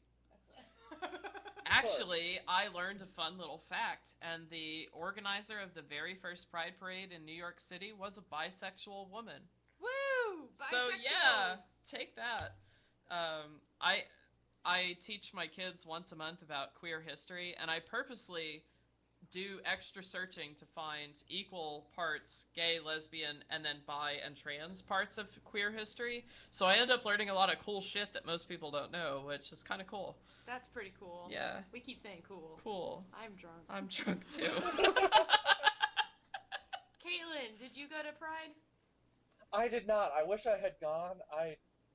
With the concussion, I can't handle the crowds, but I really wish I had gone down because I wanted to be there to harass the whole 5 protesters. Yeah, all 5 of them? Yeah, we had 5 protesters, which is like almost double what we had last year at Pride. Wait, so that means there were 2.5 protesters there last year? There were 3 protesters last year. Was one of them like an amputee or something? Like I said almost double. I didn't say double, damn it. Because amputees are full people, Dory. Yes, I know that they are. That's how dare you say? We're not making a 3/5 compromise over here. All right, fine. How dare you? Religious fanatics are not real people. What? Are we just saying that homophobic protesters aren't real people. Is that what we're saying? I went to Dallas Pride last year, and I don't remember seeing any protesters at all. But that's probably because there were only 3 of them. Well, I was gonna say, well, that's the funny part. It's like if you're marching in the parade, it's at the very, very end of the parade route, and they're right next to the park where there's like a music festival and a bunch of free shit and stuff. So you're not gonna notice that. Nobody shit. notices them. This year they had a megaphone? A megaphone? Yeah. One of them had a megaphone, and they had these giant signs that were like, I saw those Rip signs. heads now, or blah, blah, blah, whatever, and I was like, damn it, Dirty Nerdy needs to be here so I saw a bunch of pictures of those signs. Make fun of them. If I had been there, and I'll be at Fort Worth Pride, we should invite Les to Fort Worth Pride. Les! For those who don't know, we're talking about our friend Liz, who was supposed to be here tonight, but she got her dates mixed up. But it's cool, because we love Caitlin, too. Yeah, we love Caitlin, too. There's a lot of awesome chicks on Secular View. Les, if you're listening, it's funny because she's straight. If you're listening, please come to Fort Worth Pride with me and bring the hotel Bible, the Skepticon Bible, because I want to read to Liz's the first again. Les Experience Bible. They don't know the story behind it. Still, that's a private thing. It's like your first baptism. But I would like to bring that Bible with me and preach to the protesters out of it, like I did at Skepticon. No. I have to ask. If this was her first lesbian experience, was the Bible involved? Are you just gonna smack them? We're gonna plead the fifth and move on. We're gonna plead the fifth and move on, because I don't know that she wants us broadcasting about this. Remember, we're live. I can't edit this out later. Right. Anyways. But, speaking of Fort Worth Pride, I'm totally fucking going. I already asked off for work. I got the night before off too, but that's mostly because I think I might celebrate the boy's birthday that night. Yay. Yay! Birthdays. Yay, the boy. Yay, the boy. He's awesome. He is awesome. But for Pride, I have decided to pretty much go all out. I'm body painting most of myself. Uh-huh. I get to help. It's gonna be fun. Dory's gonna help, and my friend Chris is also going to help. But I already ordered all the body paint and face painting stuff. I'm debating if I should wear one of my superhero costumes to the Pride Parade. You totally should. I'm fairly certain I'm gonna go with Supergirl if I do. Supergirl is awesome. Yeah. Because I'm blonde and so is Supergirl, so it's the better costume of mine. I never liked Superman, but I always liked Supergirl. Well, and I love Supergirl because she's got a fucking attitude, so that's why I love her. She's not a Girl Scout. Yeah, Superman's such a Boy Scout, and I'm protesting the Boy Scouts. Well, and Supergirl, at least like the more recent version of Supergirl, she came to Earth as a teenager, not as a child, and she was sent to Earth to assassinate Superman. So she's got a kind of an edge to her that Superman doesn't. She's pretty awesome. Yeah. Okay, no. If you're going as Supergirl, then Dirty Nerdy has to go as Batgirl. But she's going as Lady Rainicorn. I'm not even going as Lady Rainicorn. That's my Halloween costume, because I ordered a bunch of body paint. No, I'm just going as Rainbow Person with a rainbow bra and rainbow tutu. That's what I'm going as. No. You gotta do the matching thing, because you got that whole, I love you, not in a lesbian way, but in the occasionally I grab your boobs kind of way. No, I don't have, well, first of all, I don't have a Batwoman costume. Batgirl. Sorry. I did dress as Catwoman for Halloween last year. That's even hotter. Yeah, and I was Poison Ivy the year before that. One of these days I'll be Harley Quinn if I learn to sew. I have a friend who's made a pretty awesome Harley Quinn costume. I should hook you up. All right, cool. Hook me up with that. But And now you're making all of Dory's fantasies come true. No all comment. At the same time. No, man, I loved. Oh God, the female supervillains in Batman. Oh, they're Oh so my fucking God, hot. they're so great. Like This works with Queer Pride, right? We could Yes. talk about what turns us on. well, and some of them are bi. So Sort of. Like, Oh, come on, Harley Quinn and Poison Ivy I think together. Poison Ivy is straight up lesbian. Yeah, I don't remember her ever being with a man. Do you? The only time she's with a man is so that she can get him to do stuff with her toxins or whatever. I don't even think she's because lesbian. that's what women she's do. Asexual. Well, and here's what I love about the Gotham City Sirens, I guess. Yeah. Oh, that's a great. Oh, I love that. There's a comic book actually that's called Gotham City Sirens, and it's about Catwoman, Poison Ivy, and Harley Quinn. But really, you could call. I must own this comic book. My birthday is in February for all our listeners out there. If you'd like to get me a birthday gift. But I forgot what I was gonna say. There's always like this weird, and it's kind of fanboy service, but I like my headcanon is much better than the fanboy service. I spell fanboy F-A-N-B-O-I, so it's not really gendered for me anymore. See, when I say that's just the way I say fanboy, I do intentionally gender it because it's usually like the stereotypical person that comics are marketed to. So I guess so. That's what I mean when I say fanboy. I say fangirl and just fan if I'm being gender neutral, but like in my head, I have degendered it because I spell it B-O-I. Yeah. Like fanboy, like a buoy. But that's not how that's spelled either. But I know a lot of the whole like Harley Quinn and Poison Ivy thing is fanboy service, but I love Harley Quinn first of all because there's been some really great stories about Harley Quinn that deal with domestic violence and other issues like that. That and Harley Quinn's just fucking funny. I love Harley Quinn. She's great. She's one of my favorite characters. I remember when she was created on the animated series, which is still like one of the best kids shows ever. Oh, I love the animated series. I own the first 2 seasons of the animated series. Oh god, we have to watch those tonight. I have all 4. High five. We need to hang out. Alright. Well, you could have come over. That was always an option. I offered it. I didn't know if you were able to drive. You've got a concussion.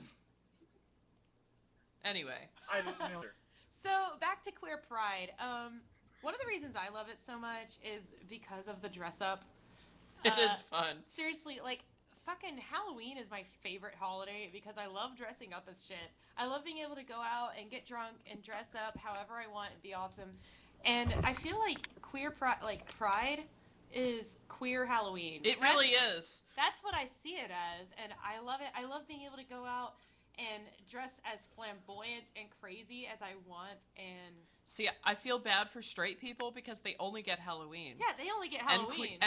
And we queers get Halloween and Pride. Like, we get 2 times to be just like crazy. To be fair, I know quite a few straight people who dress up and go to Pride. So allies get to join in on the fun. Yeah, so for all you homophobic bigots that are listening to our podcast, and there's probably not that many, that's one advantage of being an ally is you get to dress up and go to Pride and have a lot of fun and drink with us. So I'm gonna say straight people have every day. Although, if you're really cool, you can do this with me every weekend, and I'd be completely willing. Yay, I'm really cool. It's like that thing the other day we saw, we need to have White History Month. Really? Oh, no, fuck those people. The same people who are like straight pride parades and that bullshit. No, you don't need a straight pride parade. I'm just saying that you can be, if you're an ally, it's perfectly acceptable for you to dress up and join us. Allies are part of the queer community. Yeah. I mean, Chris, my fiance, is... He's the queerest straight guy I know. He really is, and not in like... He's very, very, very straight. Yeah. Like, as far as... Yeah, Caitlin's giggling because she knows. Actually, I have to amend that statement. Chris is the second queerest straight guy I know. Behind Frank? No. We know a lot of queer straight guys. Hi, Frank. We love you, Frank. He taught me to salsa dance. He's awesome. No, I was actually thinking of Kyle Deep. He dresses up as Candy, and he's completely straight, but he has this alter ego as Candy, and it's amazing. It is amazing. And he's the queerest straight guy I know. I'm gonna say... I'd say Frank is number 3 in that slot. I love Chris because... I would put Frank higher than Chris. Because the first time I met Frank, we actually had the discussion of like, he's gay, right? No, I think he's straight. Are you sure? Well, and with Chris, like, Chris doesn't really have any gay euphemisms. He's just, like, a super ally. Like, he's so much of an ally that it codes him as queer because Yeah. straight men really aren't that big of an ally most of the time. Which is why I was attracted to him in the first place when we met. I was like, wow, not only is this straight guy, like, way cool with queer people, but he's also a pretty funny guy, so that's why I was pretty instantly attracted to him. Well, like, with the boy, I was kind of instantly attracted to him because we were making nerdy space jokes together when I first met him. I first met him, a friend of mine invited me to go to the planetarium with her, and she didn't say that she would have other people there. And I get there, and it's like her and her boyfriend, and then there's the boy. And she made sure that he sat next to me. And then we spent the whole time at the planetarium show making nerdy space jokes. I cannot at this point even remember what was said, but I remember just thinking the whole time, oh my god, he's so cute, he's nerdy, and he likes me. And that's all I could think of. And we both met our boys on their birthdays. We did. That's same. And it's not only that, but it's like the first couple times we hung out, I felt like I could be completely honest with him about being bi. I was able to like we didn't immediately open up our relationship like we have it sort of now, but he was really open, at least just to the idea that, hey, I'm bisexual, I'm not a straight person, and he was completely cool with it. And he's the first person I've ever been in a relationship with who was completely just really okay with it. And didn't try to turn that into a threesome. Yeah, and didn't try to turn it into a threesome. That's it too. Like he hasn't even, that's not even on the radar for him. He doesn't even give a shit. Which, like, you know, I'm open to it, but I am too. And so is Chris, just to clarify, but unicorns are hard to find. So. Yeah, unicorns are really hard to find. Except for Bubbles, except for Bubbles, the gender-neutral unicorn. We need to have a picture of Bubbles. But that's not the actual kind of unicorn that we're looking for. Plus, I feel like looking for a unicorn... I feel like it's kind of a douchey thing to do anyway. It really is. I mean, if it just happens, then cool, you know? You found a girl who's bi and into both of you and willing to, you know, service you? I don't know. Willing to be part of the relationship, and that would be cool. I don't have a problem with... I'm not going to go looking for it. Yeah, well, I don't even necessarily have a problem with looking for it. Like, I don't think it's something I would do, but as long as you're very upfront from the get-go, like, if you're on OkCupid looking for a unicorn, and you're upfront about it, you know, people can turn you down, because they're like, yeah, no, I'm not going to be your unicorn. So I think if you're upfront about it, then I think it's okay. I think if you, like, try to bait and switch, then it's kind of a douchey thing, but it still feels kind of weird to me, like, either way. I'm on OkCupid, but I'm not looking for a unicorn. So, you know, just looking. Is there anything else anyone would like to add about Queer Pride? Queer Pride? Oh, I did want to add, so we talked about doing t-shirts. Oh my god, the t-shirts! For Secular Views / Shethinkers. Well, we also wanted to talk about that link you found earlier, Amy. Oh my god, we have to tear apart that shitty Psychology Today. We have to tear apart that shitty Psychology Today article.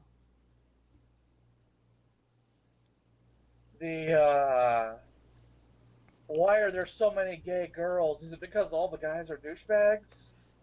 It's because all the guys are losers. It's not what it was. And the qualification for being a loser is that they look at porn. They look at porn and play video games. That was it. Just to bring our listeners up to speed, there's this fucking terrible article on, is it Psychology Today? It was Psychology Today. I'm not even going to look it up. I don't want to give them any more. Yeah, I already read it.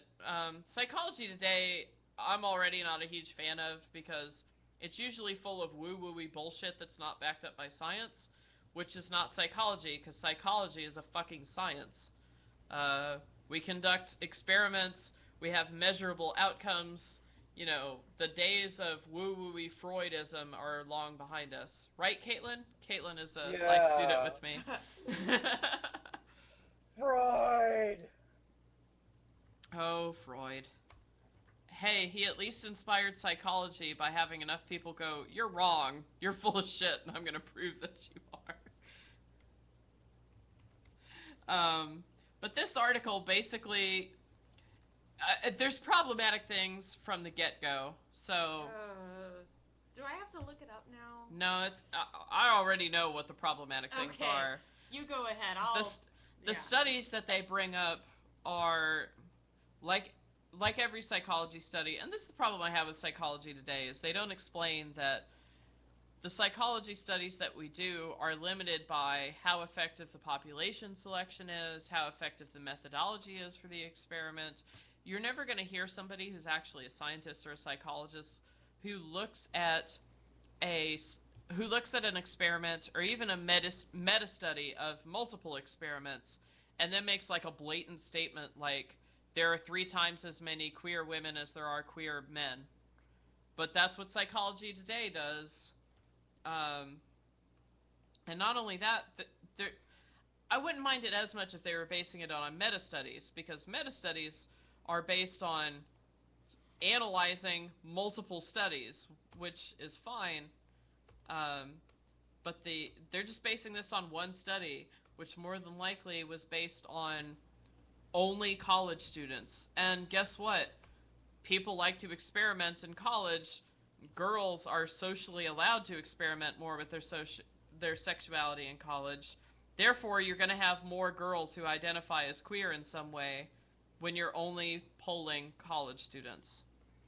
Well, no, I don't think it was college. It was 14-year-olds. They mentioned 14-year-old boys with porn. That's the thing. Is those are completely unrelated, and that's an anecdotal evidence bullshit. The person who's writing the article basically tries to link those two things and has nothing to link those two things together. Not even a correlational study, which doesn't really mean anything, but they don't even have that. It's just anecdotal evidence. The whole article is bullshit.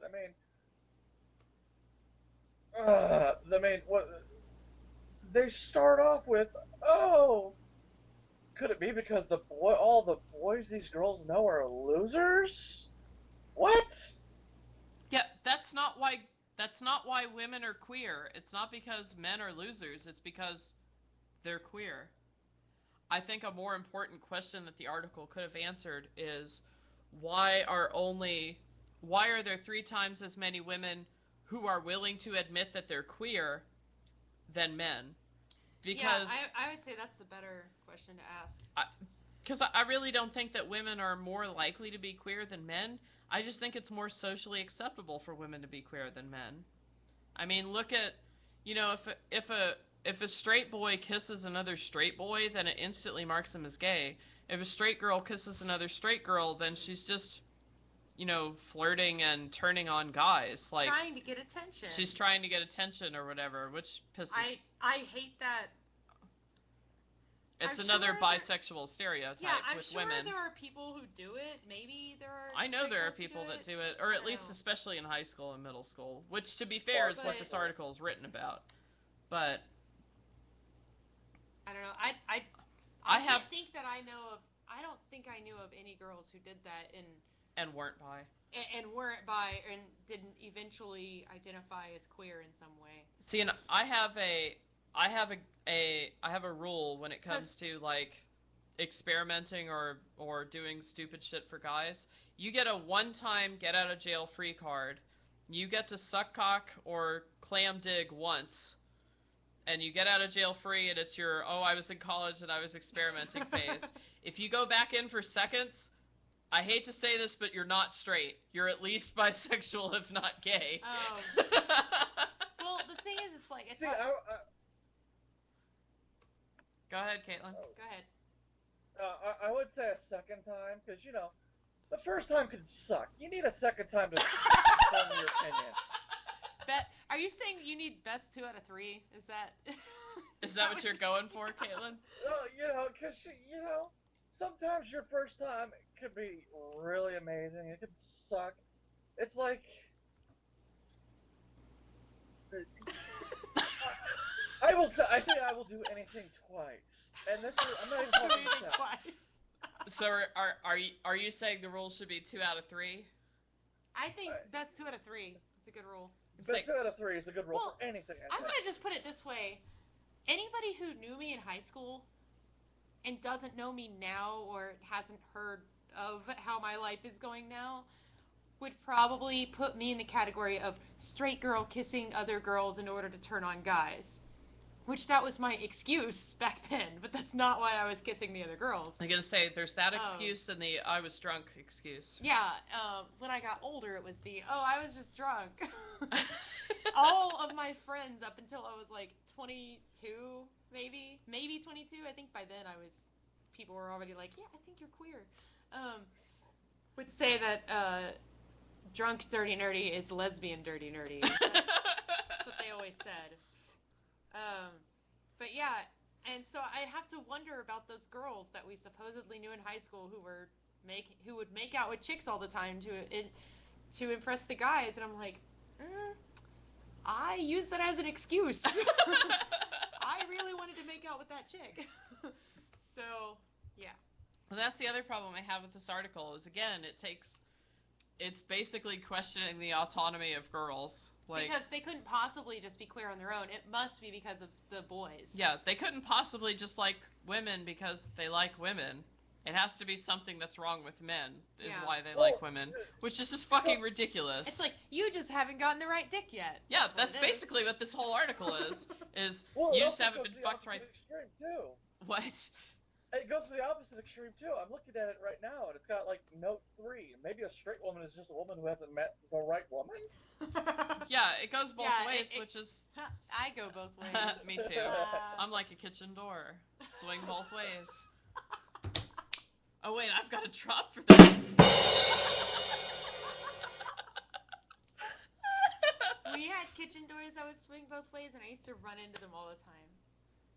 I don't. Because there was like the way our house. I hate you. The way our house was set up, it was like there was a dining room, a kitchen, another room, and then like a living room. And like the fireplace in there was this wall that was separating it, but there was an opening on either side, so you could basically run in a circle around our house. But one side of the kitchen had these swinging doors, and we would always, like me and my siblings would always end up chasing each other, and at some point the swinging doors, usually you could get it in a rhythm and run through it right after they run through it, and so you don't get hit, but very occasionally it would swing back and hit you in the face. So. Those damn bisexuals. I know. God damn you bisexuals. It's all my fault. So that reminds me, we're getting pretty close to our marker. Yeah, we are. But we did want to throw out, we're considering having a cafe press contest. If our listeners are interested, I think it would be pretty cool to have some queer and atheist shirts that you guys could purchase from Secular View. Are you alright there, Dirty Nerdy? My mic fell over somehow. I don't know how that happened. What are you... I was screwing around. You can't screw around too much. Are you getting drunk and falling off your chair? Not quite, but no, close not quite to there it. Yet. So one slogan that Dirty Nerdy has already suggested is "Hug me, I'm bi." Oh, I forgot about that. Yeah. I want to do variations on that one T-shirt we've seen that's I'm bi, I'm poly, and I'm kinky, and I still don't want to fuck you. Yeah, that would be pretty cool. So basically, think of queer and godless slogans that we can do for T-shirts. Queer and godless, and feminist and. Yeah, for those of you who identify as with the label of feminist. Or womanist. Womanist. Yay, womanism. One of those. Whatever, you listen to the show. Send us ideas for T-shirts. What's our email? I'm really drunk. What is our email? secularshethinkers@gmail.com is our email. I can't type. Okay. I was gonna look it up, and then I couldn't type the letter C for some reason. I think that's probably a good cue that maybe we should call it quits. All right. Well, thanks for listening tonight. Join us next week on Friday at midnight Central Time. I believe our topic for next week is consent is sexy. Woo! Be sure to like Secular Views, Secular Shethinkers or something. Dirty Nerdy on Facebook. Yeah, like me on Facebook, guys. Come on. And follow us on Spreaker and Twitter for updates throughout the week. Tonight's episode was brought to you by Audible.com. For your 30-day trial and free audiobook of your choice, go to audibletrial.com/shethinkers. And now, in the interest of being fair and unbiased, here is today's counter-argument. See, I think there's still a residue of Judeo-Christian values in the American people.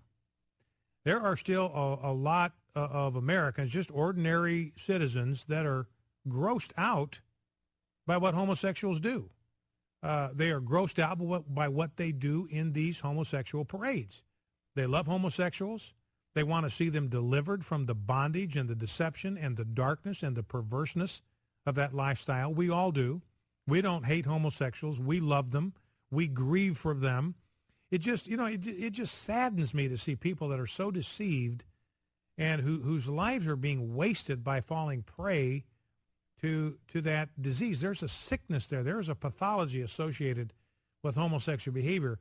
These are not happy people. They are not well-adjusted people. And it just breaks your heart to see what this perverted sense of sexuality is doing to them. It's just destroying their humanity. It's destroying their masculinity, or it's destroying their femininity, depending on which version of homosexuality they engage in. It's unworthy of them. Paul basically says in Romans 1 that when you engage in this kind of behavior, it's dishonoring. It's unworthy of you as somebody who is made in the image of God. We know that people are capable of better than that. They're capable of more. They don't have to be sunk in the swamp of homosexual behavior. And we want to see them delivered. We want to see them pulled out. We love them enough to tell them the truth about homosexuality.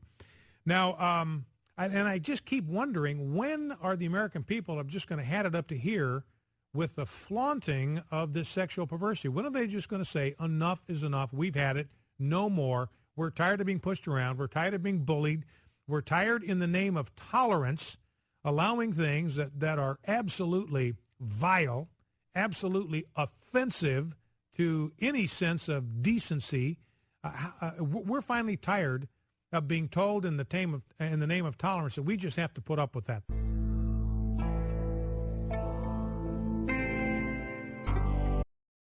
Man, are you crazy? Yeah!